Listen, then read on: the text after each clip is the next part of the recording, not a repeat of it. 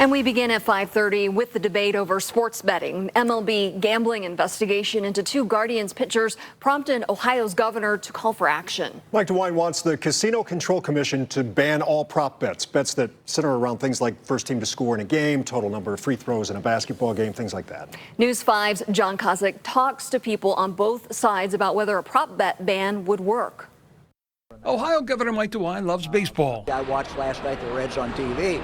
Unfortunately, they lost 10th inning. His family even owns a minor league baseball team in North Carolina. It is a sport, he said, that is built on integrity. Whenever you have any kind of scandal, it's not good. So when he heard about Major League Baseball sports betting investigation into Guardians pitchers Emmanuel Clase and Luis Ortiz, he was disappointed. Both are on leave through the end of the month and are presumed innocent as this investigation continues. While no details have been released on what led investigators to look into Clase, ESPN reports that in the case of Ortiz, it had to do with prop bets placed on first pitch balls he threw in these two games in June. These are the type of bets that I think can bring about a problem. That's why DeWine asked, why not remove the temptation by banning prop bets altogether? And that's what he's called on the Ohio Casino Control Commission to do. It's a bombshell request from Governor DeWine. Brian Pempis of Cleveland is a former industry analyst who just started gamblingharm.org, which focuses on addiction and problem gambling. He believes a prop betting ban would at least slow the path to addiction by getting rid of in-game betting, which is the most addictive form of sports betting because those bets are settled within seconds or minutes, which, that rapid fire nature can lead people to become more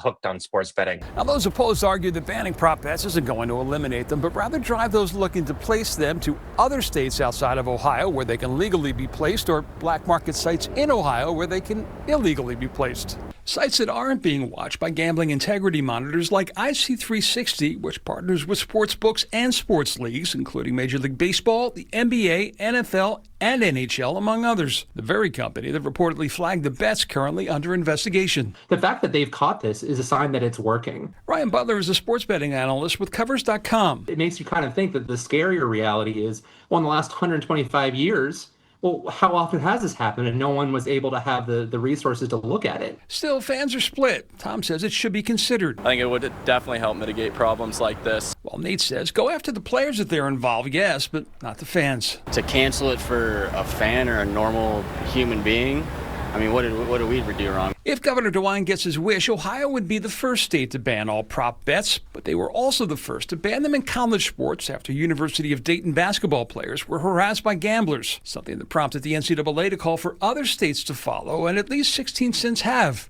DeWine said he spoke Thursday with the commissioner of baseball. And I think he shares some of the concerns that I had. In Cleveland, John Kozik, News 5.